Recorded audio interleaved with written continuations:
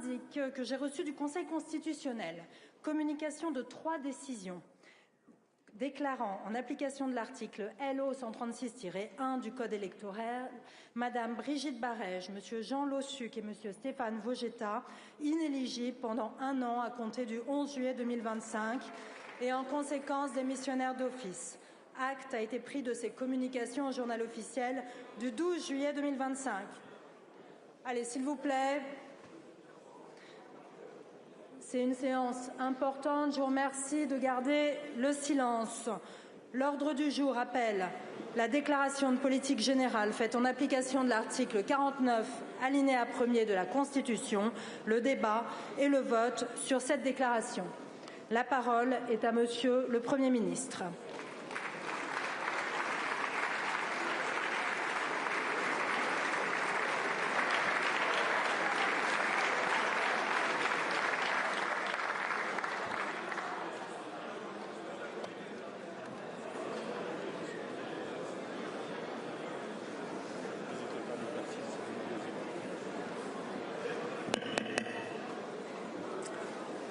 Madame la Présidente,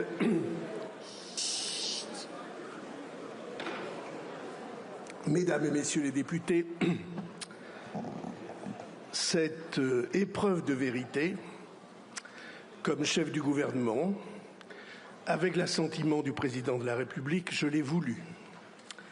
J'ai voulu ce rendez-vous et certains d'entre vous, les plus nombreux, les plus sensés probablement, ont pensé que c'était déraisonnable, que c'était un trop grand risque. Or, je pense exactement le contraire.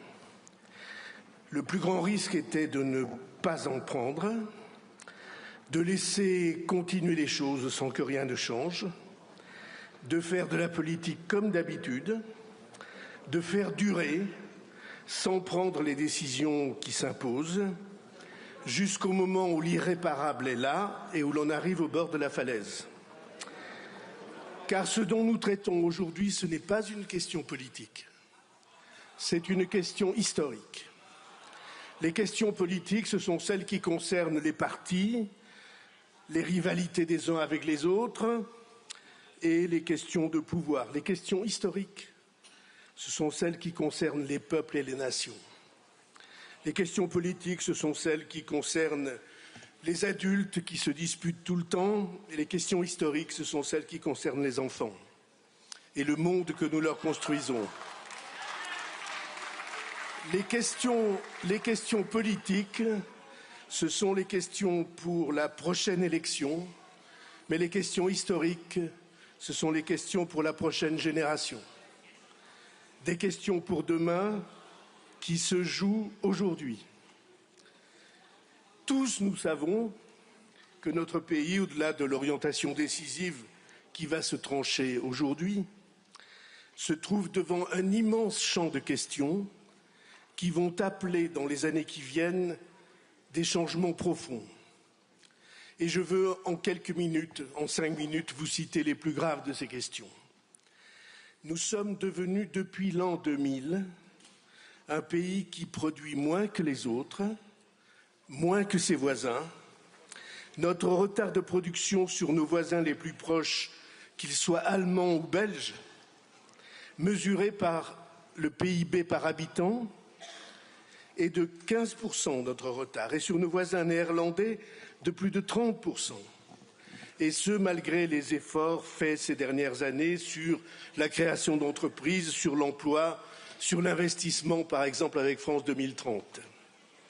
Imaginez ce que seraient nos revenus familiaux et les ressources de l'État si nous disposions de 15 ou 30% de plus à partager, nos salaires de 15 à 30% plus importants et les ressources de l'État de 15 à 30% plus abondantes.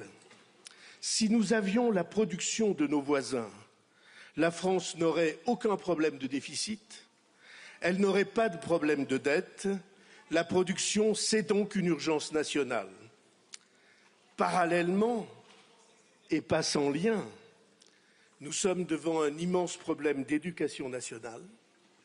Notre école, notre collège, notre lycée, nos universités jadis autant d'exemples pour la planète entière, sont aujourd'hui déclassés avec une chute sur la maîtrise des fondamentaux, sur l'écrit, sur la lecture, sur la langue, sur l'arithmétique élémentaire, des difficultés sur l'orientation, trop précoces, en tout cas pour moi, trop angoissantes, trop mécaniques et n'assurant pas la promesse républicaine, égalité des chances, d'où qu'on vienne, et s'il le faut, deuxième chance et encore troisième chance.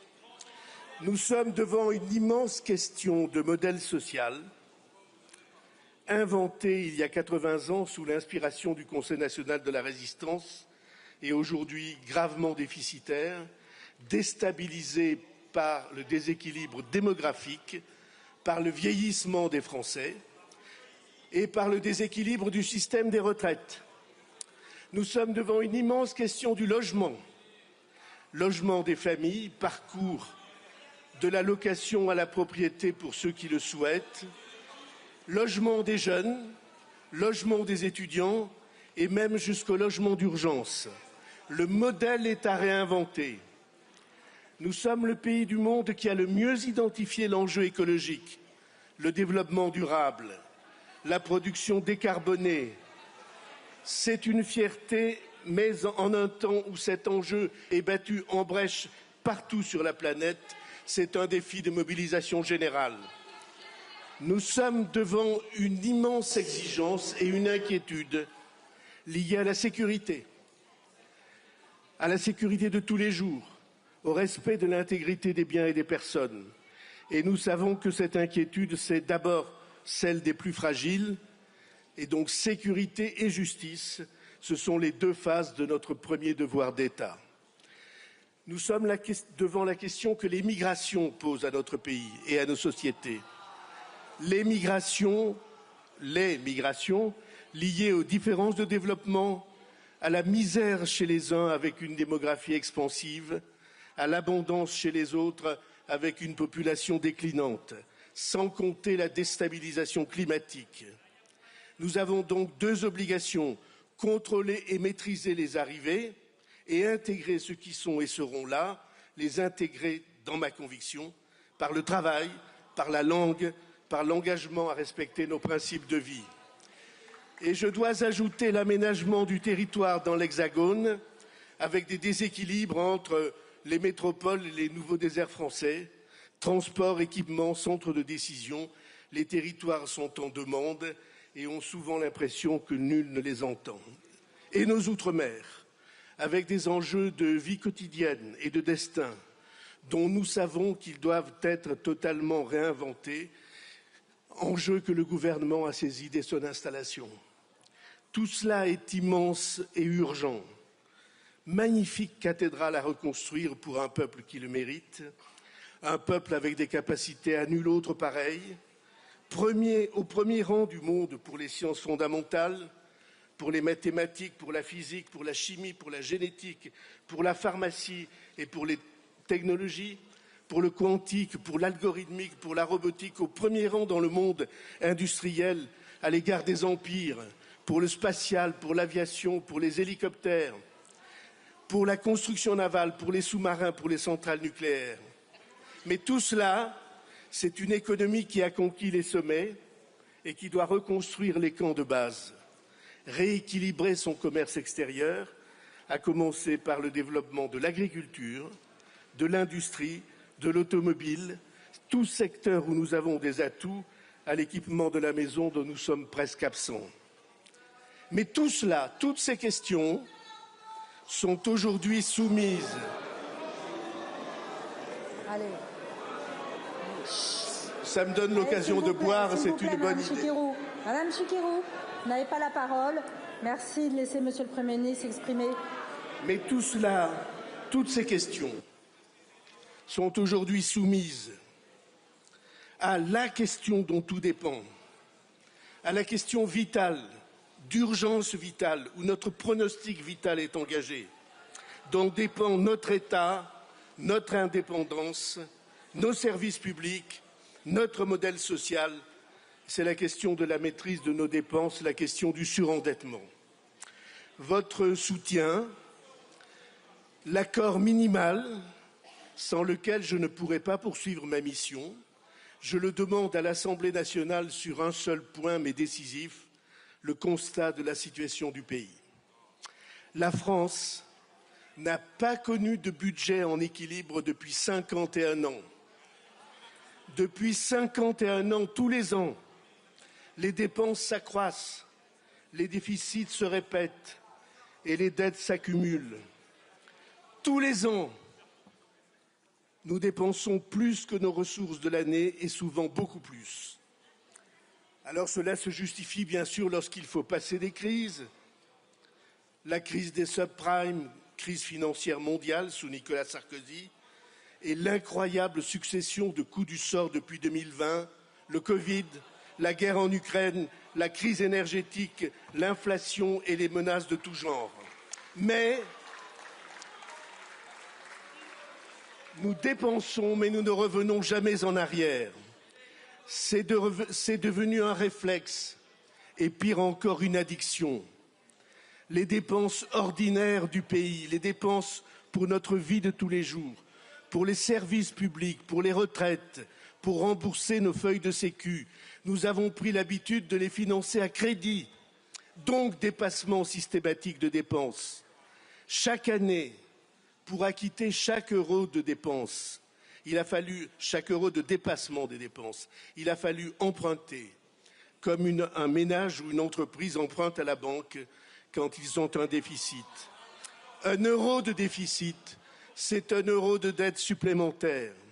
Et l'addition des déficits par milliards tous les ans nous a conduit à une écrasante accumulation, 3 415 milliards d'euros de dettes à l'heure précise où nous parlons.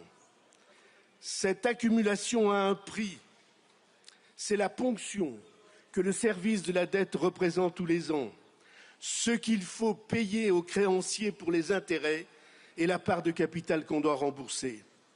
Et cela, on est obligé de l'acquitter, sinon c'est la banqueroute. Si on ne le faisait pas, on ne trouverait plus à emprunter 1 centime. Or, nous ne pouvons pas vivre dans un pays comme le nôtre sans emprunter pour payer les fonctionnaires ou pour les retraites ou pour la Sécu, ni pour remplir nos obligations d'emprunteurs.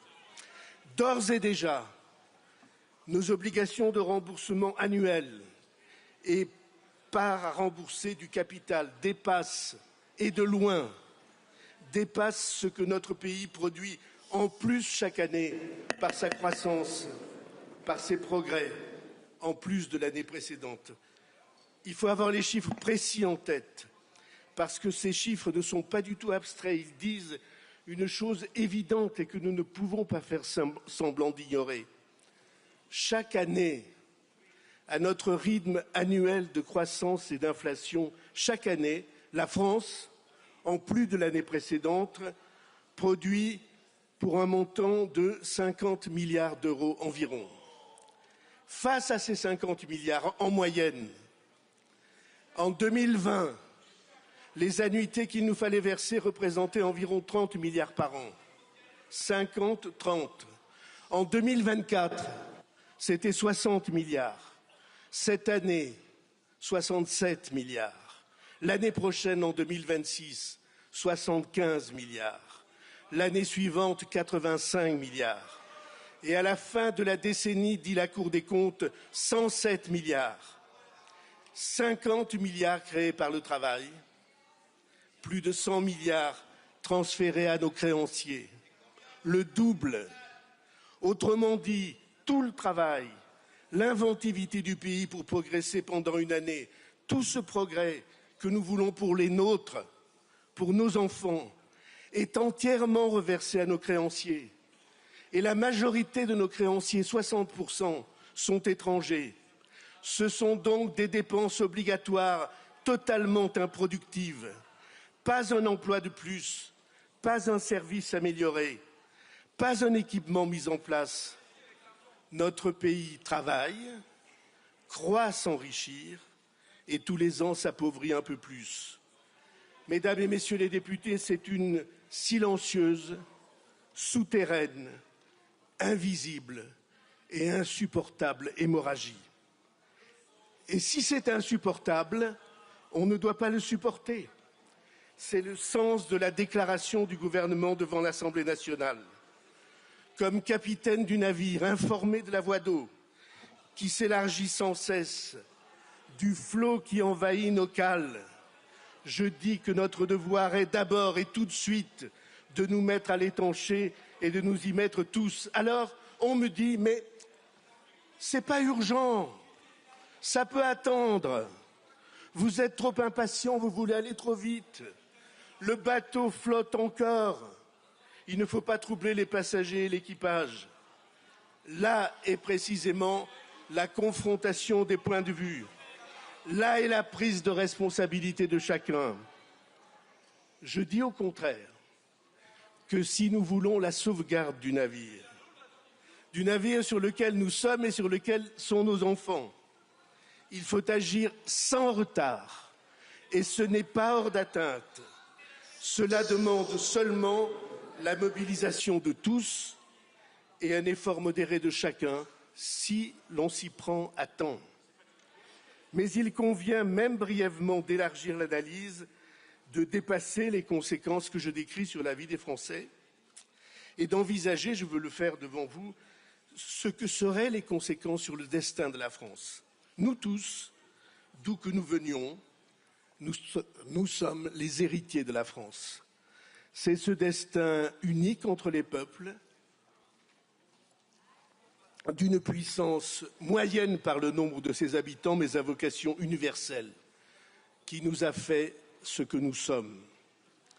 Et aujourd'hui, le destin de la France, notre nation écrite dans l'histoire, se trouve menacé par nos quotidiennes impérities. Pour une nation, la question de l'influence est vitale, la capacité à faire rayonner ses valeurs, nos valeurs françaises et universelles partout menacées, les droits de l'homme et d'abord le droit des femmes, le droit au respect et à la liberté des femmes, le droit des enfants, le droit à la liberté et au respect de la vie privée, le droit à la libre opinion, à la libre conviction, le droit à la libre religion, à la libre philosophie, le droit à se former.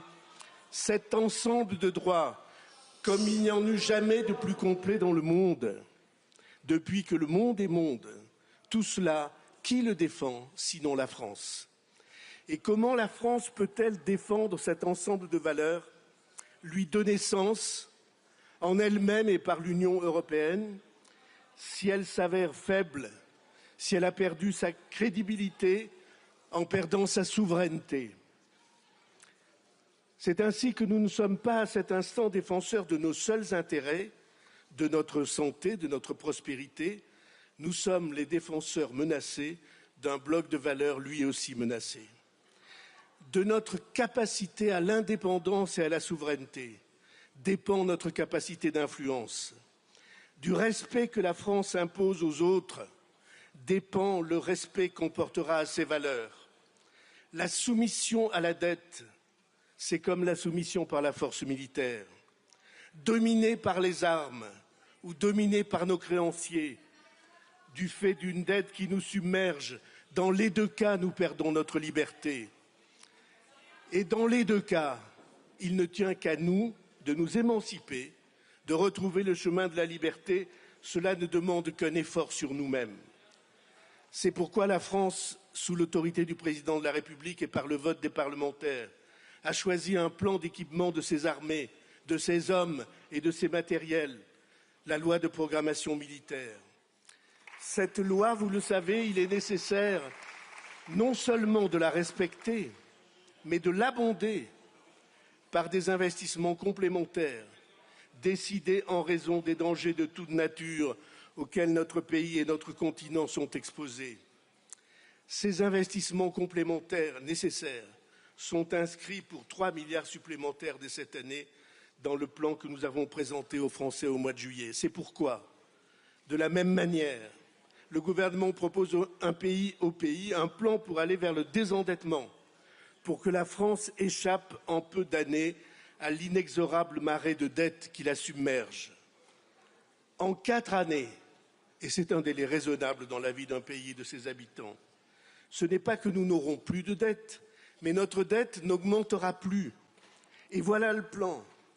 Atteindre en 2029 le seuil de 3% des déficits publics annuels, seuil à partir duquel la dette n'augmente plus. Et si la dette n'augmente plus, alors le travail des Français, leur inventivité, leur créativité, leur confiance retrouvée remettront le pays à flot et nous le croyons plus vite qu'on ne croit. Tout nous y invite, les technologies d'un monde qui va de révolution en révolution, l'intelligence artificielle, notre créativité intellectuelle, culturelle, artistique, notre recherche. Si nous savons nous libérer de ces chaînes qui nous entravent, alors tous les épanouissements seront ouverts aux Français d'aujourd'hui et aux générations qui viennent. Tout est prêt, tout est en germe, ne manque que la détermination de ceux qui veulent en sortir.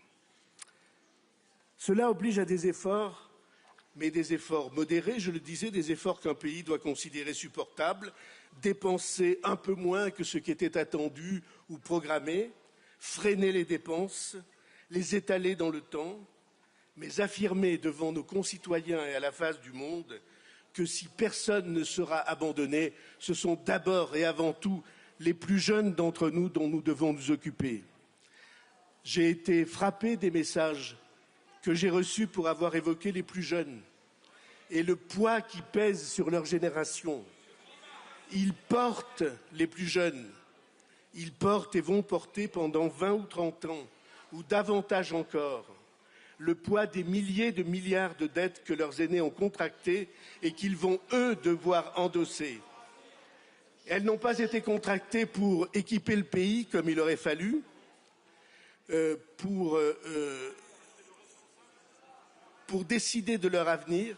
Ces milliers de milliards de dettes ont été consacrés à éponger les dépenses courantes de la vie de tous les jours qu'un pays normal devrait assumer à chaque génération pour son compte.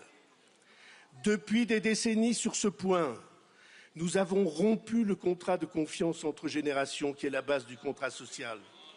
J'ai été frappé de vérifier combien les jeunes se sentent génération sacrifiée. Ils disent « nous n'aurons pas de retraite ». La retraite, ça sera jamais pour nous. Et le double enjeu qu'ils rencontrent aujourd'hui, oui, je sais très bien que vous voulez qu'on augmente encore les charges sur leurs épaules. Eh bien, nous croyons exactement le contraire. Nous pensons qu'il faut les alléger de manière qu'ils soient libérés de l'esclavage dans lequel on les plonge.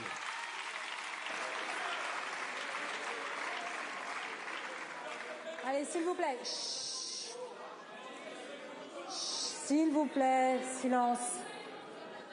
Il est simple d'évoquer devant vous le double enjeu que ces jeunes rencontrent et souvent le double échec dans la recherche du travail et la recherche du logement dans certaines villes et certaines régions, et sans compter le logement étudiant. Génération qui ne se voit pas d'avenir commun. Cette situation, pour nous, elle est insupportable du point de vue démocratique, insupportable du point de vue civique, autant que du point de vue moral. La prise de conscience, c'est aussi celle-là, que les plus avancés en âge unissent leurs efforts pour alléger la dette que les plus jeunes devront acquitter. Ne leur dites pas que vous les aimez, que vous veillez sur eux, si vous faites semblant d'ignorer la charge écrasante accumulée sur leurs épaules. J'ai parlé de cette... Si vous criez, je bois, donc c'est une bonne chose.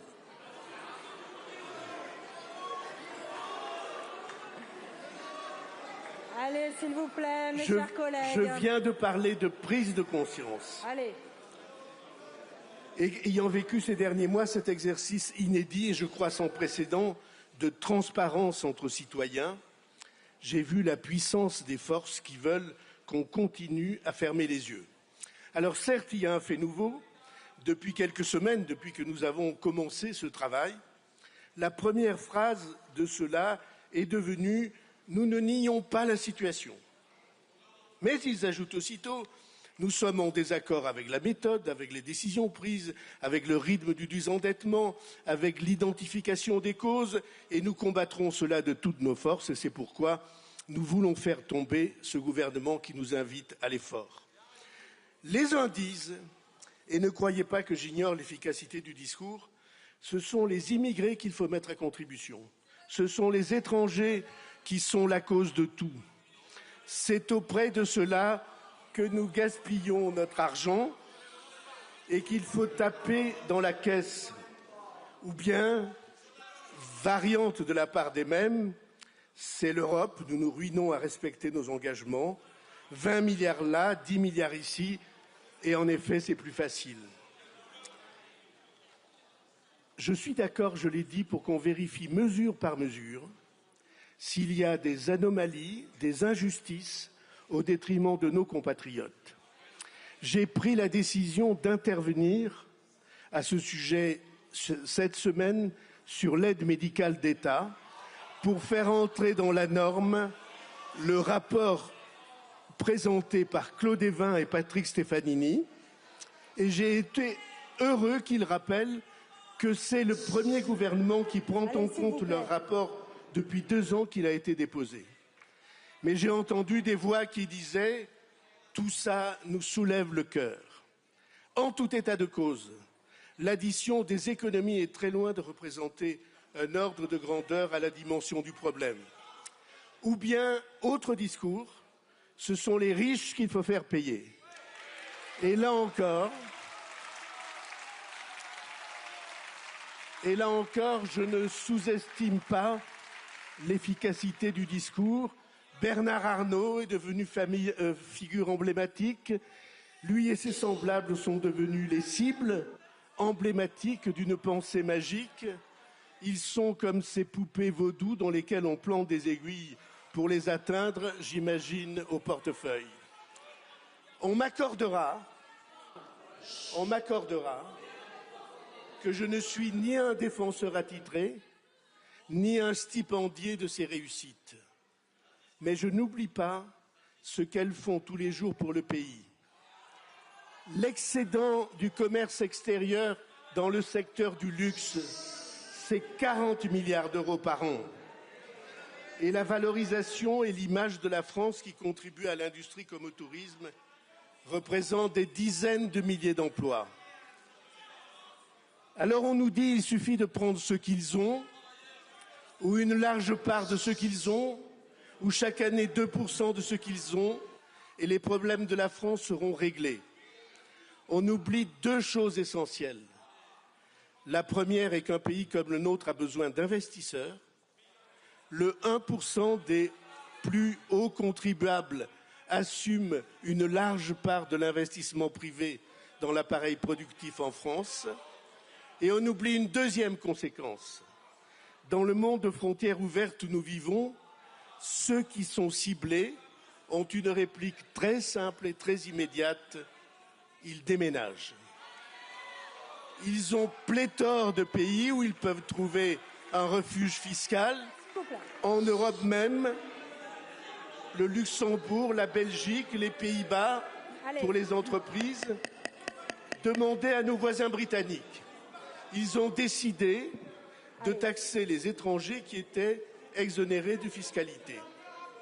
Ceux-là ont déménagé. La conséquence immédiate a été l'explosion du prix de l'immobilier à Milan. Mentionnons au passage, et François Hollande le sait bien, que ce type de fiscalité est interdit par le Conseil constitutionnel, qu'il a depuis longtemps déclaré confiscatoire et donc inconstitutionnel. Mais je réaffirme ici. Allez, s'il vous plaît. Allez, chacun pourra s'exprimer le temps venu, s'il vous plaît. On écoute le Premier ministre dans le calme. Merci. Chut. Allez. Mais je veux réaffirmer ici qu'il conviendra de trouver un type de contribution qui fasse que les très hauts revenus et les très hauts patrimoines soient appelés à participer spécifiquement à l'effort national et qu'un travail en profondeur soit conduit pour éviter que soient mises en place ou que se perpétuent des stratégies d'optimisation fiscale manifestement anti-égalitaires et bien que juridiquement correctes, moralement discutables. Et j'ai proposé dès la mi-juillet que les commissions parlementaires soient invitées à participer à ce travail de mise au point de cette fiscalité de solidarité. Les solutions de facilité, celles qu'on vante aux Français à longueur de discours, ne suffiront jamais. Notons au passage qu'entre ceux qui affirment « nous allons instituer 20 ou 30 milliards d'impôts nouveaux » et ceux qui stipulent « pas un euro d'impôts supplémentaires », entre ceux qui disent « nous allons prendre les ressources dépensées pour les étrangers » et ceux qui déclarent qu'ils s'y opposeront jour et nuit et jusqu'au bout. La conjonction des forces qui annoncent qu'elles veulent additionner leur voix pour faire tomber le gouvernement, c'est un tohu-bohu qui se prépare pour la France. Et pardonnez-moi de le rappeler à ce moment,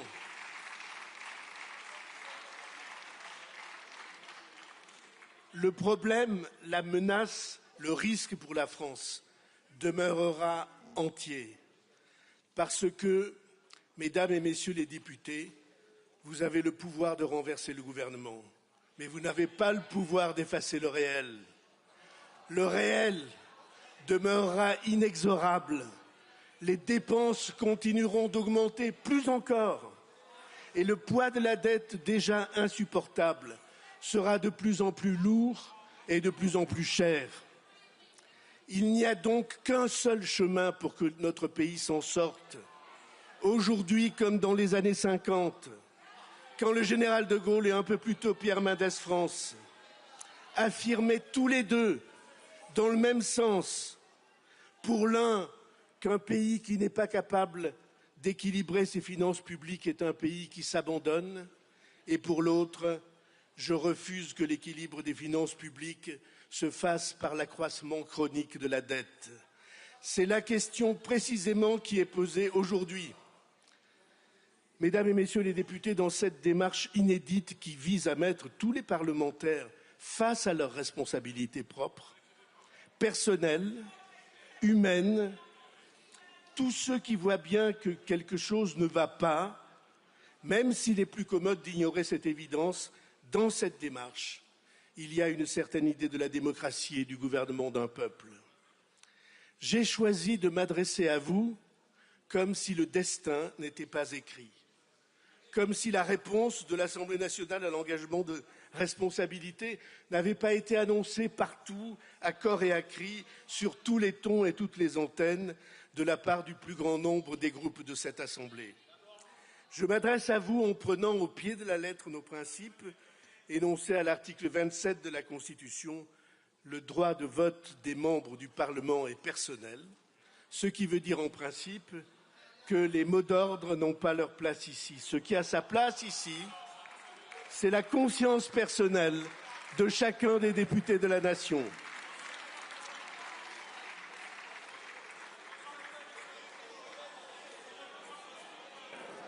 Tous les partis politiques qui ne font pas partie du gouvernement. S'il vous plaît. S'il vous plaît. Tous les partis politiques qui ne font pas partie du gouvernement ont annoncé leur décision de renverser ce gouvernement. Exploit tout relatif, permettez-moi de le signaler, puisque ce gouvernement est sans majorité, ni majorité absolue, ni majorité relative, gouvernement dont la chute irrévocable, je le sais bien, était annoncée depuis la première minute de son existence. Je veux apporter ici une précision. J'ai une haute idée des mouvements politiques. Je me suis engagé quand j'avais à peine plus de 20 ans dans celui auquel j'adhère encore aujourd'hui. Je ne l'ai jamais quitté. Je l'ai défendu quand nous n'étions qu'une poignée à y croire encore. Je l'ai porté envers et contre tous. Et je suis fier de la génération de responsables qui m'entourent aujourd'hui. Et je suis certain que sur beaucoup de ces bancs, le même sentiment d'intime fidélité et de fierté avec le parti auquel vous adhérez est partagé. Mais les partis politiques ont aussi un défaut fondamental, qu'a si précisément vu, y compris à son détriment, le général de Gaulle. C'est que leur logique, toujours, les conduit à la division. C'est une malédiction que nous vérifions à cet instant. Notre pays a le plus urgent besoin de lucidité, il a le plus urgent besoin d'unité, et c'est la division qui menace de l'emporter, qui menace son image et sa réputation. Les forces politiques qui annoncent qu'elles vont faire tomber le gouvernement, ce sont les forces politiques les plus opposées entre elles, celles qui se désignent comme ennemies, celles qui sont incompatibles par les idées autant que par les arrière-pensées et qui échangent d'un bout à l'autre de l'hémicycle les injures et les mises en cause. Ce qu'elles préparent,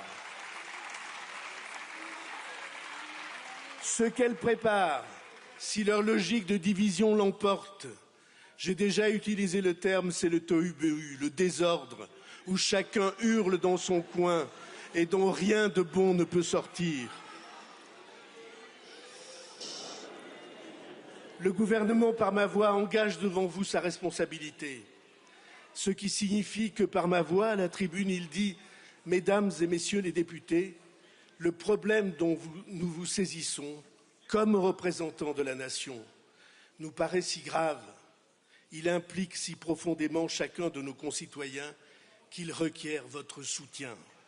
Sans un soutien minimal de la part des Français représentés ici par leurs députés, l'action exigeante et courageuse que la situation implique n'a aucune chance de pouvoir s'imposer. Et s'il n'y a pas ce soutien minimal, cette entente minimale entre les grandes sensibilités du pays sur le constat et sur l'impérieuse trajectoire de redressement, alors l'action du gouvernement serait vouée à l'échec et pire encore, elle n'aurait pas de sens.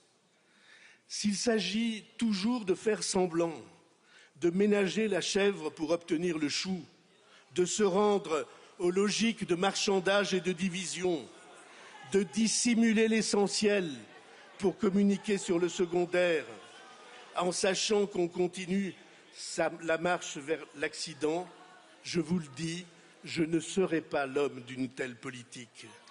Je crois au compromis, mais je crois au compromis quand il respecte l'essentiel, la vérité des hommes et des choses, la hiérarchie des ordres et des urgences.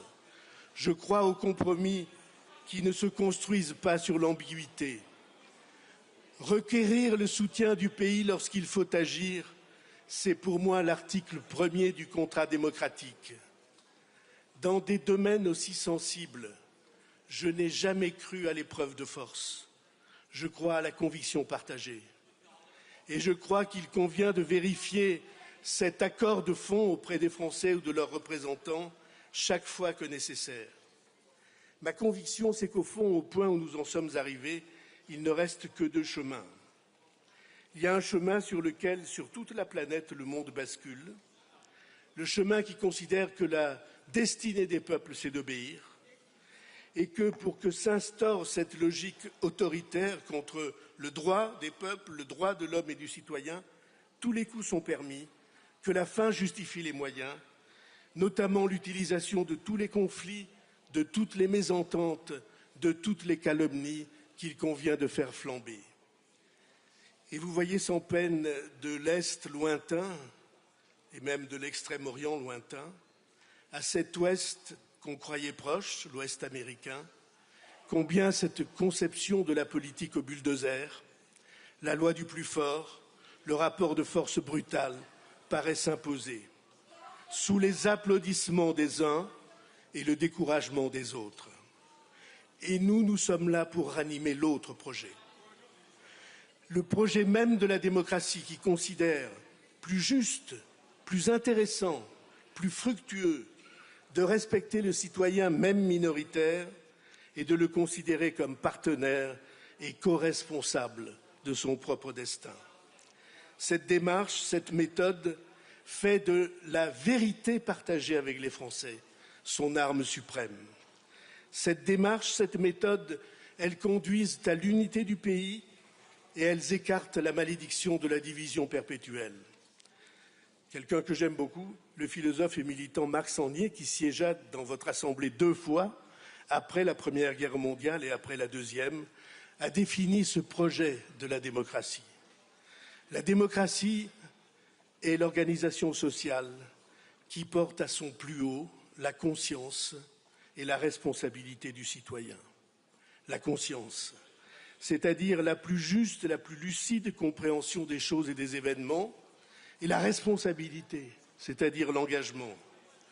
Nous, citoyens, nous ne sommes pas là pour être condamnés soit à obéir, soit à la révolte. Nous sommes là pour prendre notre part du destin, les yeux ouverts et la vérité comme boussole. Nous sommes, nous le savons tous, un peuple qui s'interroge, non pas seulement sur son avenir, sur l'avenir du monde et de la planète, mais sur le chemin que l'on peut emprunter pour construire cet avenir. Ce que dit, mesdames et messieurs les députés, ce que dit le moment que nous vivons, c'est qu'il y a un chemin, et c'est le seul pour la France, celui de la vérité partagée et du courage qu'on choisit ensemble. Je vous remercie. Merci beaucoup, Monsieur le Premier ministre.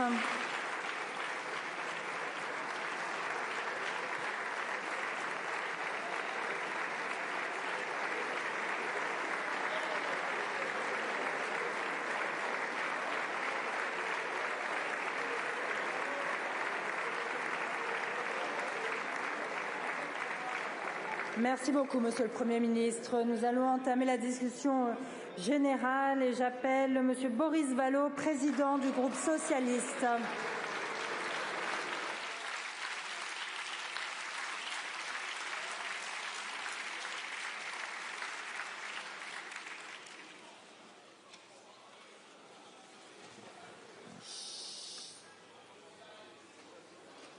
Je vous remercie de quitter l'hémicycle en silence, s'il vous plaît, pour respecter les orateurs.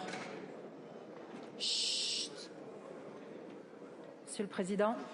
Madame la Présidente, Monsieur le Premier ministre, mes chers collègues, nous sommes convoqués ici à un rendez-vous que nous n'avons ni souhaité ni organisé.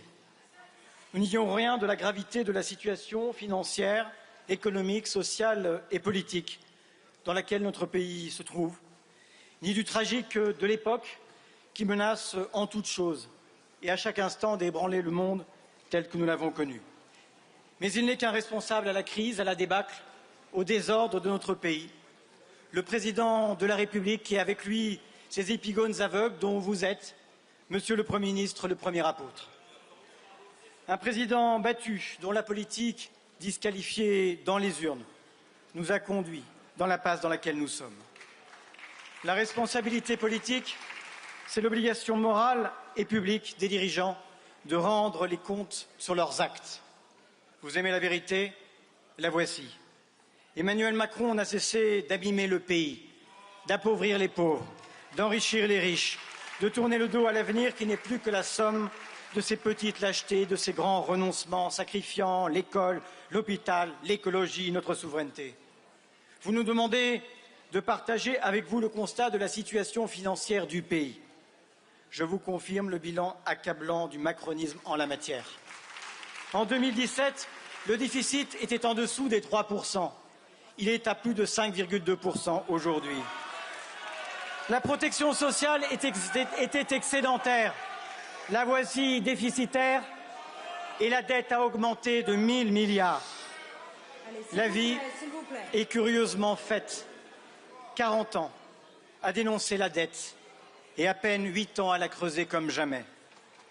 Monsieur le Premier ministre, vous ne ferez pas aujourd'hui de votre défaite une victoire. De l'absurde, un haut fait. Du vide politique, l'étoffe d'un destin. Non, ce vote auquel vous vous sommitez n'est pas un acte de courage, c'est une dérobade. Que dis-je? C'est une pantanolade. Face à l'adversité, vous vous résignez. Face à la difficulté, vous reculez. Face à la responsabilité, aujourd'hui, vous vous effacez. Dans le grand silence de l'été, nous pensions que vous prépariez le budget. En réalité, vous prépariez votre sortie. Derrière votre geste politique, solitaire et désinvolte, votre faux sacrifice en dissimule un vrai. Celui des millions de Français, de l'Hexagone et des Outre-mer, ces précaires, ces mères seules, ces travailleurs qui ne vivent plus de leur travail, toutes celles et tous ceux pour qui la vie est déjà dure. C'est sur leur dos, déjà courbés, hélas, que vous voudriez écrire votre légende, celle d'un futur roi qui aurait raison contre tous et pour qui la fin personnelle justifie les moyens publics et politiques. Et cela, Monsieur le Premier ministre, n'est pas qu'une erreur funeste, c'est une faute morale. La politique gouvernementale peut à chaque instant tendre à la consolidation des privilèges ou au contraire à l'extension des démocraties.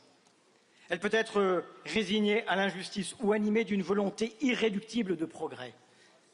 Un homme d'État se juge et se mesure à ce qu'il a voulu et pu faire à cet égard, à l'influence qu'il a exercée sur les réalités, aux effets concrets de son œuvre.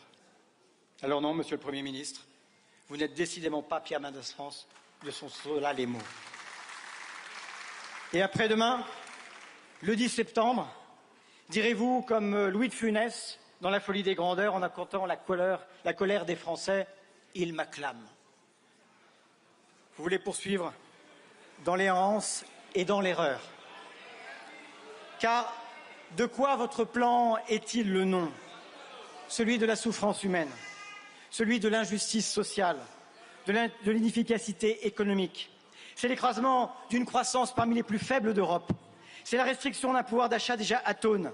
C'est l'augmentation promise du chômage. C'est l'abandon de l'impératif écologique. C'est l'étranglement des services publics. C'est ajouter de la crise à la crise. Il ne suffit pas d'être centriste pour être central. Triste destin que celui que vous promettez à notre pays. Madame la Présidente, mes chers collègues, nous, députés socialistes et apparentés, avons ces derniers mois exercé l'opposition comme on exerce le pouvoir, en responsabilité, en prenant des risques, en nous opposant chaque fois qu'il en allait des principes, chaque fois que se dessinait sous nos yeux l'union des droites, en faisant des choix parfois compliqués, en refusant de tenir a priori le compromis pour la part maudite de la politique, en ne perdant jamais de vue, surtout, les raisons de se battre, ni les hommes et les femmes pour lesquels nous nous battons ici. Monsieur le Premier ministre, vous n'avez pas été au rendez-vous. Nous n'avons eu que désinvolture, manœuvres dilatoires, fausses promesses et vraies trahisons. Nous sommes au regret de ne pas pouvoir vous faire confiance. En votant aujourd'hui contre la confiance, les socialistes prennent la responsabilité d'affirmer qu'ils sont prêts, avec la gauche et les écologistes, à gouverner et à rechercher dans un même élan la stabilité politique et la justice fiscale, sociale, territoriale. Nos choix ne sont pas les vôtres, mais ils sont ceux des Français. Pas le travail, le capital. Pas les jours fériés, les héritiers. Pas le ruissellement, la redistribution. Pas les PME, les multinationales. Pas la récession, la relance. Nous proposons un autre chemin, celui des peuples qui refusent la résignation et regardent plus loin que leur chaîne. Aux Français les plus modestes, lassés du sacrifice sans horizon, nous disons le droit de vivre de leur travail. La baisse de la CSG que nous voulons, c'est 900 € de plus par an pour un salarié au SMIC, 1 500 € pour un couple gagnant 1 920 € chaque mois. Aux richesses insolentes, aux fortunes doublées en 10 ans, aux grandes entreprises qui paient moins que les PME et profitent davantage, nous disons, le temps du patriotisme économique et de la justice fiscale est venu. À la France, patrie du courage heureux qui doute de son destin, nous disons l'élan plutôt que le déclin. Un plan de relance réveillera nos territoires, réanimera nos usines, soutiendra l'hôpital, les écoles, préparera l'avenir. À l'histoire, enfin, qui nous regarde, nous disons oui, nous réduirons les déficits et la dette, mais sans écraser les existences. Ce n'est pas la vie qu'il faut taxer, c'est l'injustice qu'il faut abolir. Ce soir, nous ne passerons pas sous la tutelle du FMI. Les cartes vitales ne cesseront pas de fonctionner et la politique ne sera pas projetée hors de son orbite. C'est un nouvel horizon qui s'ouvre pour la gauche et pour le pays.